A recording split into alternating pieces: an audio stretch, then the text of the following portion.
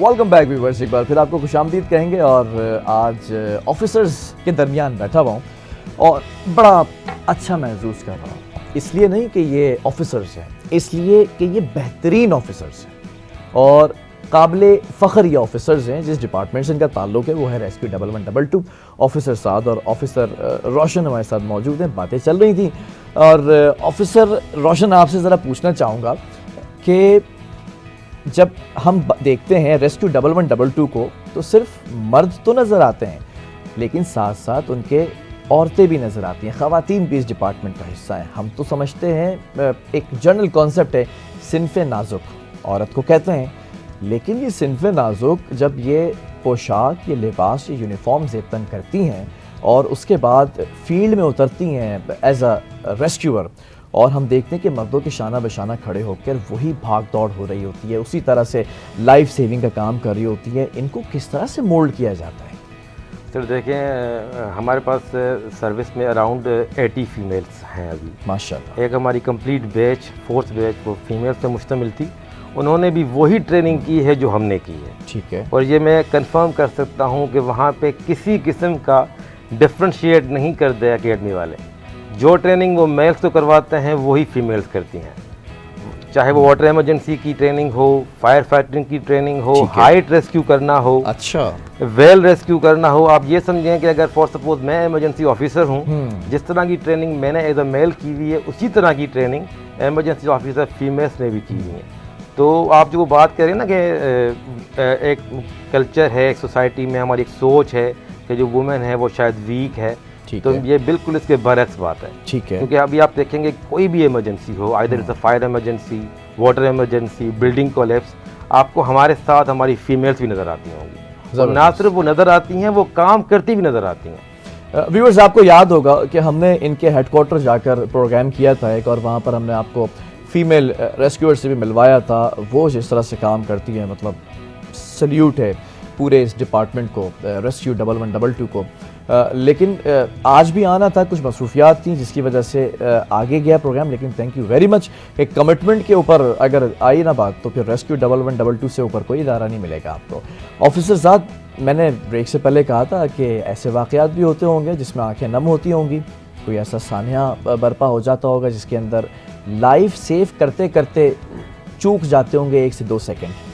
कोई ऐसा वाक़या भी होता होगा कि जब लाइफ सेव करते करते एकदम आपको पता चलता होगा कि अगर 1 सेकंड की देरी हो जाती तो उसकी जान चली जाती। बचाने के बाद आंखों में खुशी के आंसू भी होते होंगे। कभी ऐसा भी होता होगा कि डीजी साहब की एक कंधे पे थपकी आती होगी कि well done boys, you have done a great job. ऐसा कोई वाक़या?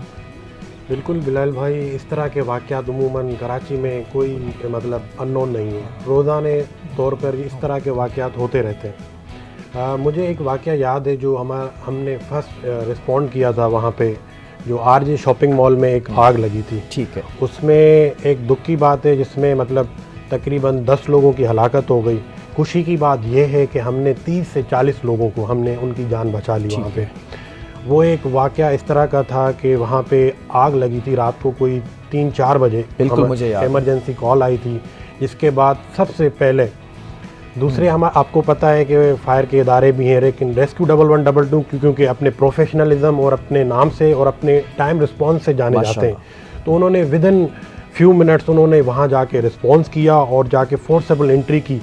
और उन्होंने शीशे तोड़ के, जो लोग वहाँ पे जमा थे और उनको बाहर निकलने की जगह नहीं मिल रही थी, ठीक है, तो उन्होंने शीशे तोड़ के तकरीबन 30 से 40 लोगों को बचा लिया सेफली। और बाकी जो लोग भगदड़ में धुएं की वजह से, अंदर कुछ अंधेरे की वजह से उनको नज़र नहीं आ रहा, ऐसी जगहों पे चले गए जिनकी जो है मौत वाक़या हो गई, तकरीबन 10 के लोग। वो एक दुख की बात है। लेकिन अगर खुशी की बात देखें तो हमने 40 लोगों की जान बचाई, तो इसमें बड़ी हमें अप्रिसिएशन भी मिली अपने इदारे की तरफ से, हमारे जो डीजी साहब हैं उनकी तरफ से। तो इस तरह के वाक़यात होते रहते हैं और दुआ करते हैं कि इस तरह के वाक़यात ना हो जिसमें किसी की जान चली जाती है, एक प्रीशियस।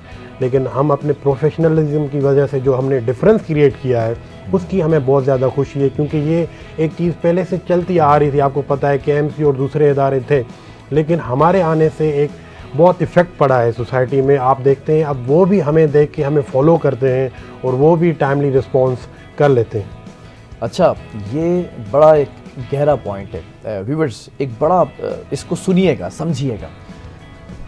इन लोगों के, इन जवानों के, इन ऑफिसर्स के आने से पहले, ये इदारा 2 साल से ज़्यादा का अरसा हो गया, लेकिन 2 साल से पहले जो कराची शहर की अगर मैं बात करूं, यहाँ फायर फाइटर्स होते थे, केएमसी के फायर फाइटर्स होते थे, वहाँ की स्नॉर्कल्स होती थी, वहाँ के बाउजर्स होते थे।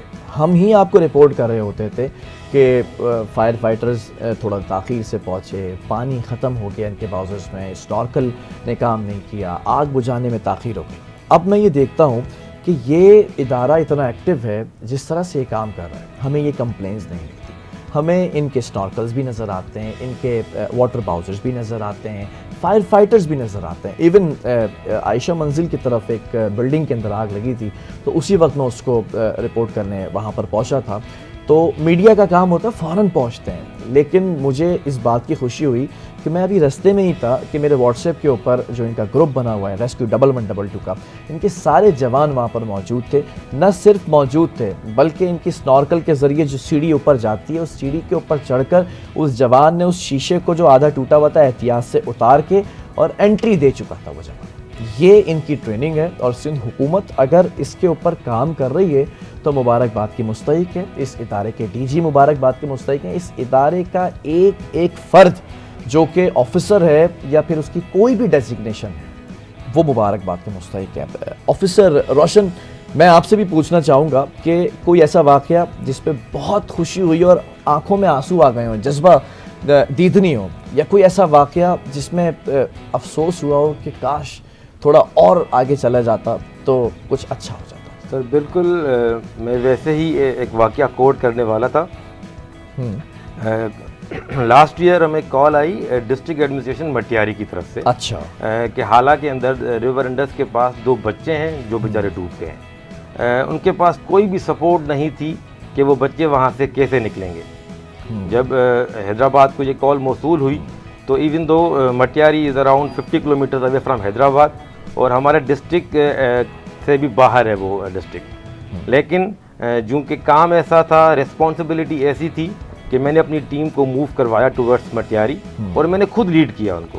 ये इंसिडेंट हुआ अराउंड रात को कोई 5 से 6 बजे। 2 बच्चे थे, तो दरिया सिंध के पार्ट पे वो नहाते हुए वो डूब गए। 2 बच्चे थे और दोनों भाई थे। उनके अलावा एक एक्स्ट्रा ऑर्डिनरी परेशानी में और कोई भी इदारा नहीं था जो उनको सपोर्ट कर ठीक है। तो हम जैसे ही अपनी वाटर इमरजेंसी की टीम के साथ वहाँ पहुँचे, तो हम जैसे पहुँचे ना, तो उनके मैंने देखा कि उनको एक उम्मीद आ गई कि अब मतलब अगर हमारे बच्चे, वो कहते हैं ना डूबते को तिनके का सहारा। लेकिन इवन दो उनको ये कंफर्म था कि उनके जो बच्चे हैं वो अभी तक अलाइव नहीं होंगे, लेकिन उनको ये था कि एटलीस्ट रेस्क्यू आ गई है, हमें उनकी बॉडीज मिल जाएंगी। तो मैंने अपनी टीम को कहा कि भाई देखो, बड़ी उम्मीद के साथ ये सब लोग खड़े हुए हैं, और there was a mob, around 400-500 लोग उस किनारे पे खड़े हुए थे, सिर्फ इसलिए कि ये लोग आ गए, ये हमें निकाल के देंगे।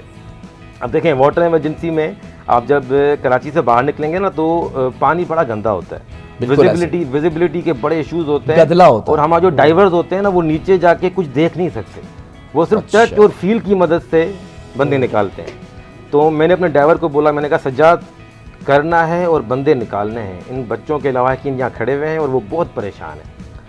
आधे घंटे 45 मिनट की सर्च के बाद बिलाल भाई, आप यकीन करें, सज्जाद ने वो दोनों बंदे एक साथ निकाले। अच्छा, दोनों बंदे जब उसने एक साथ निकाले ना, तो मैंने उनके लवाकिन को देखा, वो रो तो रहे थे, लेकिन उनको खुशी भी थी कि चलो हमारी जो बॉडीज़ थी बच्चों की वो हमें मिल गई हैं। तो वो ऐसा इंसिडेंट था, और उसी वक्त मैंने नोट किया कि वो जो लवाकिन थे, उन्होंने मेरे ड्राइवर को हाथ में आके 10,000 रुपये दिए।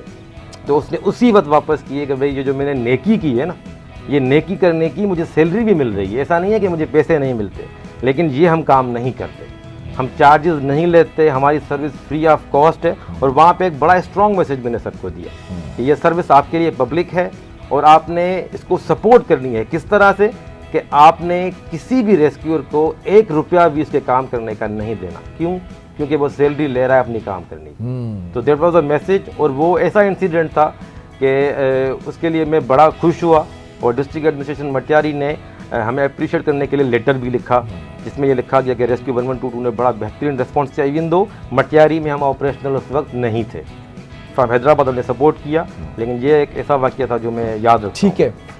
बड़ा थोड़ा सा गूज बम्प हो गया था, क्योंकि वो जो एक पूरा वाक़या बताया है, उस वाक़े के अंदर एक आखिरी उम्मीद है, रेस्क्यू 1112, और जिस तरह बताया सजाद के हवाले से जो रेस्क्यूअर हैं कि उसने दोनों बॉडीज़ को बाहर निकाला, तो उस वक्त फीलिंग फैमिली की तो छोड़ दें आप, वो तो एक मिक्स फीलिंग्स है, वो आप फील नहीं कर सकते जब तक अपना प्यारा ना खो दें।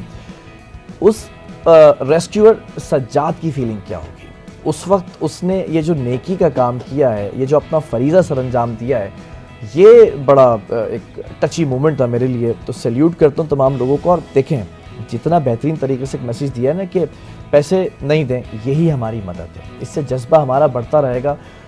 एक इदारा है पुलिस का इदारा, आज मैं ये प्रोग्राम उन सबको भेजूंगा, पुलिस अफसरान को भी, कि कुछ इससे सीखें, तो शायद आपके जवान भी बहुत अच्छा काम कर रहे हैं आपके जवान, लेकिन जो 2-4 थोड़े से लूज पड़ गए ना, वो भी दोबारा हो जाएंगे। एक छोटे से वक्फे की तरफ जा रहे हैं, और बल्कि वक्फे की तरफ नहीं जा रहे हैं, मुझे ज़रा सा कोऑर्डिनेट कर दें, क्योंकि खुशी की बात ये कि सक्खर से आने वाले जो ऑफिसर हैं वो हमें ज्वाइन कर चुके हैं, और दामन वक्त में गुंजाइश कम रह गई है, लेकिन एक छोटे से क्विक ब्रेक के बाद वापस आ रहे हैं।